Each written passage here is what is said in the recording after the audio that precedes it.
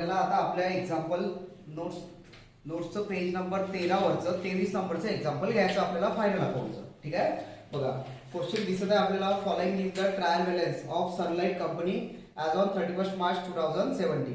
Particular दिलेला debit side आणि credit side दिलं. आपण फायनल अकाउंटचं एक्झाम्पल सॉल्व्ह करता वेळेस ऍडजस्टमेंट नुसार सॉल्व्ह करतो. कशानुसार?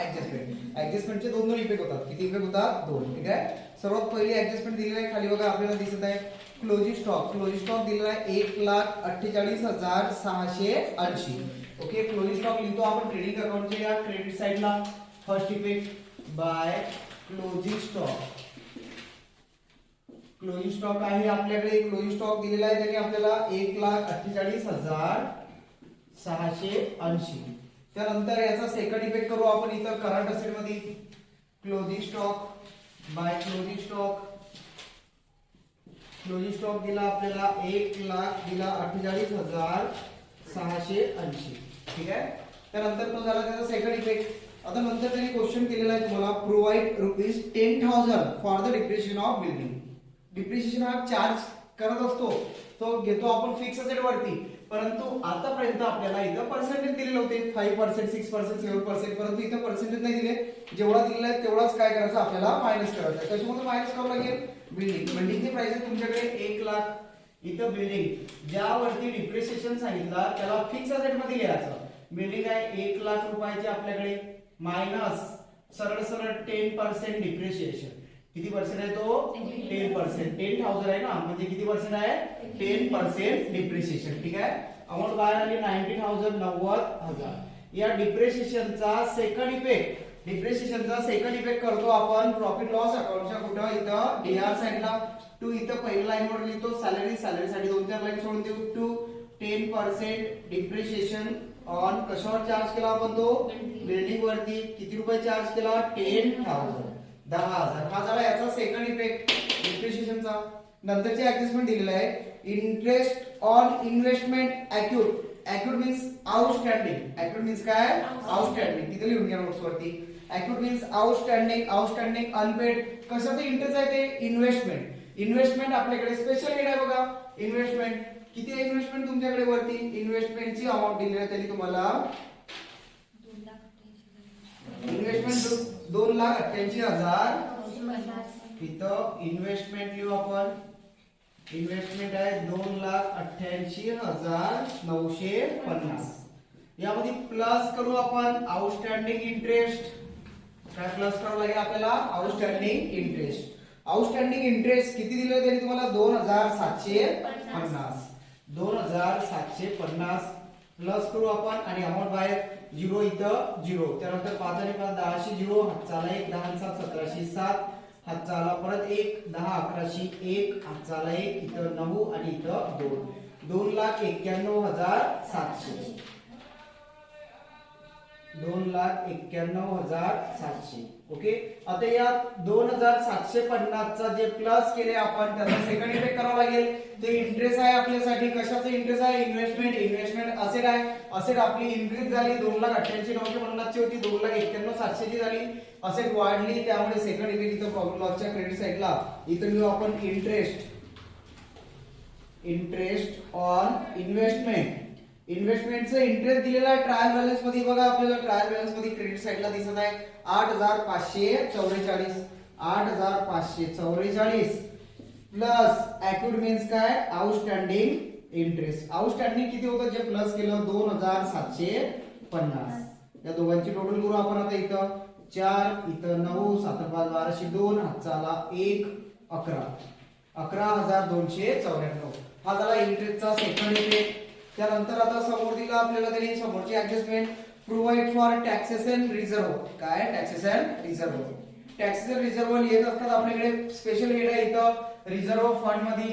इथं टॅक्सेशन रिझर्व्ह दिलेला आहे त्यांनी तुम्हाला. टॅक्सेशन रिझर्व्हची अमाऊंट आहे 8,000 8,000 इथं. आणि सेकंड इफेक्ट करावा लागेल त्याचा अप्रोप्रिएशन अकाउंटच्या डेबिट साइडला. जे तिसरं अकाउंट असेल आपल्याकडे, कुठलं अकाउंट असेल? तिसरं अकाउंट असेल आपल्याकडे. इथं अप्रोप्रिएशन अकाउंट लिहू आपण छोटंसं अकाउंट इथं. ठीक आहे, profit loss P&L appropriation account. या अप्रोप्रिएशन अकाउंटच्या डेबिट साइडला लिहायला लागेल आपल्याला to taxation reserve. Taxation reserve. Okay, इथं टॅक्सेशन रिझर्व भेटला आपल्याला 8000, 8000. हा झाला फर्स्ट इफेक्ट आणि हा झाला त्याचा सेकंड इफेक्ट. ठीक आहे. त्यानंतरची ऍडजस्टमेंट काय दिली बघा आपल्याला. त्यानंतर दिलं dividend at 4% is propose. Means propose dividend दिला. काय दिला आपल्याला? Propose dividend. डिव्हिडंड इंटरियम सांगितला, फायनल सांगितला, काही सांगितलं का? नाही. जेव्हा काहीच नाही सांगत तेव्हा फायनल डिव्हिडंड घ्यायचा, इंटरियम सांगितला तर 6 महिन्याचा घ्यायचा. ठीक आहे. डिव्हिडंड आपण कशावर घेतो? डिव्हिडंड घेतो आपण शेअर कॅपिटल वरती. आपल्याकडे वरती बघा दिलेला आहे त्यांनी आपल्याला शेअर कॅपिटल किती दिलेलं आहे आपल्याला? 6 लाख. इथे लिहू आपण शेअर कॅपिटल. शेअर कॅपिटल द्या समोर इथं 6 लाख. ओके, याच्यामध्ये कॉल्सिन एरियर्स वगैरे आहे का आपल्याकडे? काही बघा बरं, कॉल्सिन एरियर दिलेला आहे का आपल्याला? कॉल्सिन एरियर दिलं असेल तर ते मायनस करू आपण. कॉल्सिन एरियर्स नाहीये, मीन्स 6. हे जे 6 लाख आहेत ते काय करू आपण? डायरेक्ट इथं बाहेर. या 6 लाख वरती किती पर्सेंट डिव्हिडंड घ्यायचं आपल्याला? 4%. 6 लाख वरती 6 चोक 24 म्हणजे किती येणार बघा इथं. ज्यांना काढलं त्यांनी इथं बोर्डवरती लक्ष द्या. 4%, 2 झिरो कट. हे 3 झिरो उरले एक्स्ट्रा जे ते 3 झिरो 1 2 3 6 चोक 24 म्हणजे किती येणार डिव्हिडंड आपला? 24,000. डिव्हिडंड लिहितात कंपल्सरी अप्रोप्रिएशन अकाउंटच्या डेबिट साइडला इथं 4% डिव्हिडंड किती आला तो? 24,000. ओके, तिथं याच्यामध्ये दिलेला आहे का बघा बरं डिव्हिडंड आपल्याला कुठं? जर दिला असेल तर त्यामध्ये प्लस करू आपण. अनक्लेम डिव्हिडंड दिलेला आहे. काय दिलेला आहे? जनरल रिझर्वच्या खाली अनक्लेम डिव्हिडंड. तो अनक्लेम आहे, आउटस्टँडिंग आहे, तो डायरेक्ट बॅलन्स शीट मध्ये लिहू आपण नंतर. ठीक आहे. त्यानंतर या डिव्हिडंडचा सेकंड इफेक्ट अदर लायबिलिटीला इथं 4% डिव्हिडंड. 4% डिव्हिडंड दिलेला आहे त्यांनी तुम्हाला. किती आला होता? 24,000. ठीक आहे. त्यानंतर समोर दिला आपल्याला त्यांनी अदर लायबिलिटीला लिहिला आपण डिव्हिडंड 4%. सेकंड इफेक्ट होता त्याचा शेअर कॅपिटलवर काढला, तो कंपल्सरी शेअर कॅपिटलवर काढतात. नंतरची ऍडजस्टमेंट दिलेली आहे सर्वात लास्टची ₹60,000 कन्सिडर टू बी बॅड. 60,000 हे काय आपल्यासाठी बॅड डेट आहेत. सर्वात पहिले करंट असेट मध्ये इथं डेटर्स लिहायचं. काय लिहायचं आपल्याला? डेटर्स. डेटर्स मीन्स ऋणको, त्याच्यावरती बॅड डेट. बॅड डेट म्हणजे बुडीत कर्ज. डेटर्स आहेत तुमच्याकडे सनरी डेटर्स. सनरी डेटर्स दिलेला आहे त्यांनी आपल्याला. त्यामध्ये सनरी डेटर्स नाहीये दिले बघा बरं. दिलेले आहेत का कुठेतरी? सनरी डेटर्सला दुसरं नाव आहे बुक डेट. काय त्याला दुसरं नाव? Book debt. इथं बुक डेट दिलेलं आहे त्याला क्लिक करा आणि तिथं काय लिहा? डेटर्स. ओके, काय करतात तिथं नोट्स मध्ये? बुक डेटला दुसरं नाव काय आहे? डेटर्स. डेटर्सला दुसरं नाव काय आहे? Book debt. ओके, इथे बुक डेट आहे तुमच्याकडे 2,23,380. इथं 2,23,380 आहेत का? 38 आहेत बघा. 380. यामधून मायनस काय मायनस करू आपण? Bad debt. Okay, bad debt means बुडीत कर्ज, ते मायनस करू. नंतर अमाउंट बाहेर टाकू. किती दिलं बुडीत कर्ज? तरी तुम्हाला 60,000. 60,000 60,380 बाहेर इथं जसेच्या तसेच. 3 मधून 0 जात नाही, परत 3 खाली जसेच्या तसेच. त्यानंतर समोर इथं 6 मधून 2 मधून 6 जात नाही, आजचा घेतला. 12 मधून 6 गेले 6. आजचा रिटर्न 1,63,380. ठीक आहे. आता याचा सेकंड इफेक्ट करता वेळेस फॉर्म्युला असतो डेबिट साइडला 4 लाईन लिहायला लागतात आपल्याला कंपल्सरी. इथं to old bad debt. Old bad debt trial balance मध्ये दिलेले असतात. बॅड डेट दिलेले आहेत बघा 15,000 15,000. Okay, plus new bad debt. New bad debt आपल्याला इथं दिलेले आहेत जे जस्ट नाव आपण मायनस केले 60,000. दोघांचे addition 75,000. Okay, plus new RDD. Reserved output debt 5%, 2%, 3% adjustment मध्ये असा दिलेला असेल. पर्सेंटेज मध्ये ऍडजस्टमेंट मध्ये नाहीये म्हणून इथं डॅश. दोघांची टोटल खाली 75,000. ओके, त्यानंतर मायनस ओल्ड RDD. हा दिलेला असतो ट्रायल बॅलन्सच्या क्रेडिट साइडला. ट्रायल बॅलन्सच्या क्रेडिट साइडला दिलेला बघा बॅड डेट रिझर्व किती आहे तो बघा 71,000. मायनस केल्यानंतर 4,000 बाहेर येतो. ओके, हा झाला बॅड डेटचा सेकंड इफेक्ट. ह्या 4 लाईन सर्वात इम्पॉर्टंट असतात या इथून इथपर्यंत. ठीक आहे. काय? Old bad debt plus new bad debt. Old bad debt trial बॅलन्सच्या डेबिटला, न्यू बॅड डेट हे जे डेटर्स मधून मायनस करतो ते. तर परत न्यू RDD. न्यू RDD हा 5%, 2%, 3% असतो, तो प्लस करू आपण आणि नंतर minus old RDD. Old RDD 71,000 credit साइडला दिलेला असतो. हा कुठे असतो? क्रेडिटला. तो मायनस केला 4,000 इथं बाहेर. नंतर समोरची प्रोसेस ऍडजस्टमेंट संपल्या.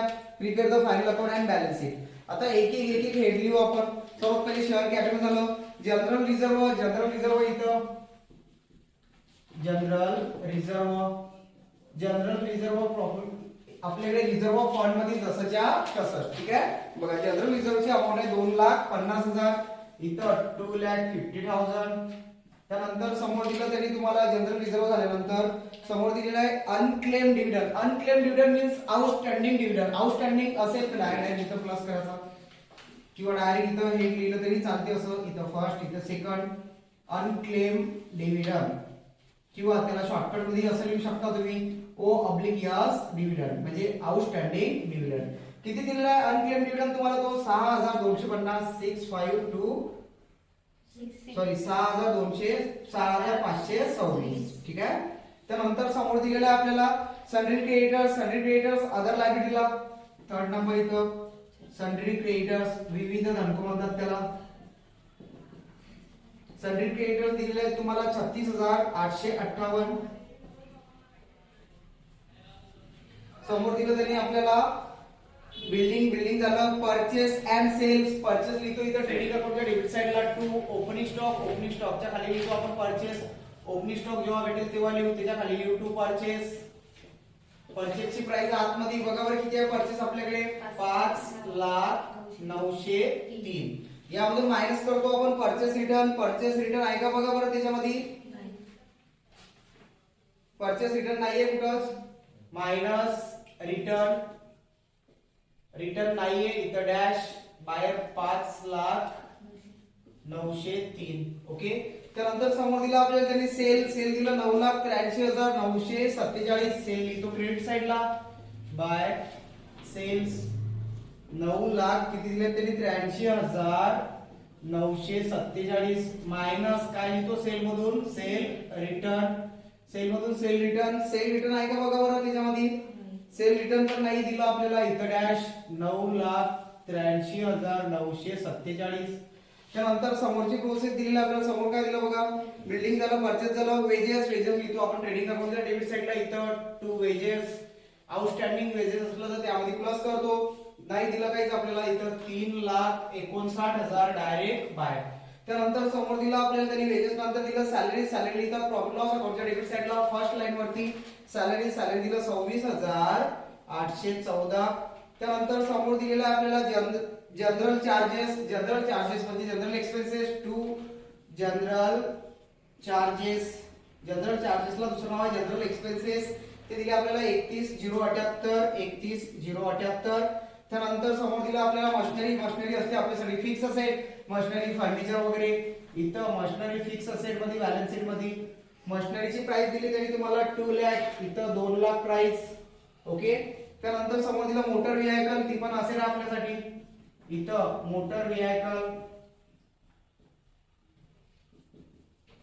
मोटर व्हेइकलची प्राइस आहे आपल्याकडे 1,15,000. त्यानंतर समोर दिलेला आपल्याला फर्निचर पण आपल्यासाठी काय असेलच आहे फिक्स असेट. इथं फर्निचरची प्राइस दिली तरी तुम्हाला 5,000. त्यानंतर समोर दिलं ओपनिंग स्टॉक लिहितो आपण ट्रेडिंग अकाउंटच्या डेबिट साइडला फर्स्ट लाईन वरती 1,72,058. इथं 1,72,058 हा झाला ओपनिंग स्टॉक. त्यानंतर दिला आपल्याला बुक डेप झालं इन्व्हेस्टमेंट ते पण झालं. कॅश ॲट बँक इथं करंट असेट मध्ये कॅशची अमाउंट दिली त्यांनी तुम्हाला 72,240. त्यानंतर समोर दिलेला आहे बॅड डेट रिझर्व संपलं ते पण झालं. त्यानंतर डायरेक्टर फीस प्रॉफिट लॉस अकाउंटच्या डेबिट साइडला इथं to director fees. Okay. Director fees दिलेली आहे 1,800. त्यानंतर समोर दिलेला आहे आपल्याला त्यांनी बॅड डेट झालं. इंटरेस्ट ऑन इन्व्हेस्टमेंट ते पण झालं. Profit and loss appropriation credit side म्हणजे इथं कंपल्सरी लिहितो आपण LYPT means last year profit आणि इथे लिहितो CYPT means current year profit. Okay. LYPT means last year profit आणि CYPT means current year profit. हा जो करंट इयर प्रॉफिट असतो हा या नेट प्रॉफिट या प्रॉफिट लॉस अकाउंट मधला प्रॉफिट इथं आणि LYPT मीन्स जो ट्रायल बॅलन्स मध्ये दिलेला असतो आपल्याला profit and loss appropriation account 16,848 इथं 16,000 किती दिलेलं आहे आपल्याला 848. ओके. त्यानंतर समोर दिलेलं आहे तुम्हाला डेबेंचर. काय दिलेलं आहे इथं डेबेंचर. डेबेंचर असतं सिक्युअर्ड लोन मध्ये कंपल्सरी.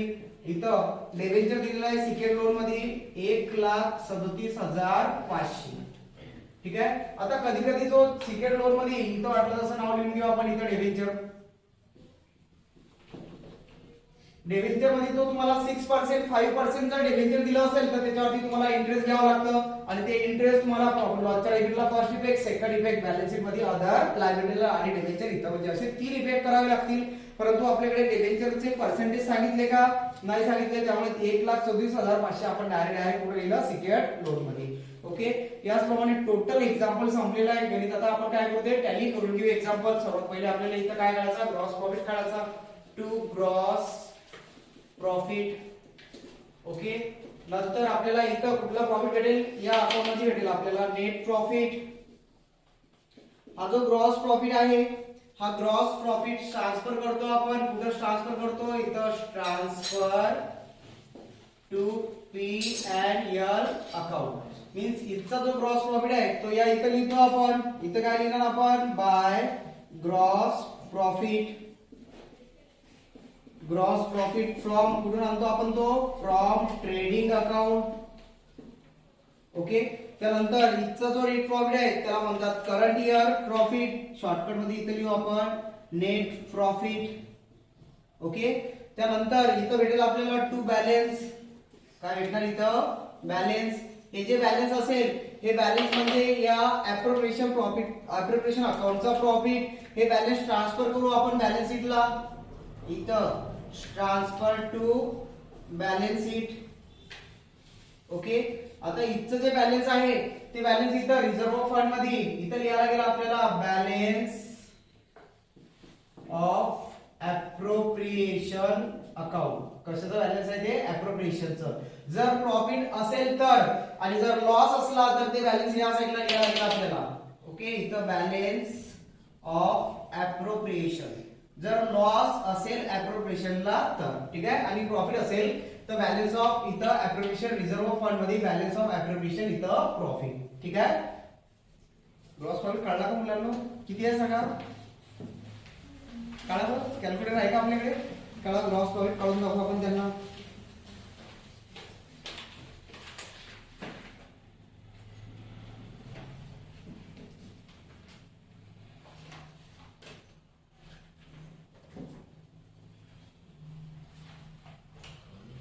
क्रेडिट साइडच्या टोटल मधून ग्रॉस प्रॉफिट कसा काढतात. क्रेडिट साइडच्या टोटल मधून डेबिट साइडची टोटल काय करतो आपण मायनस. व्हिडिओ स्टॉप करू.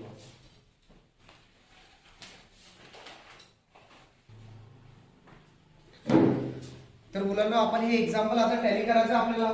बघा सर्वात पहिले काय केलं आपण इथं क्रेडिट साइडच्या दोन्ही बाजूची टोटल गेली. टोटल आली 11,32,627. या क्रेडिट मधून आपण काय केलं डेबिट साइड मायनस केली.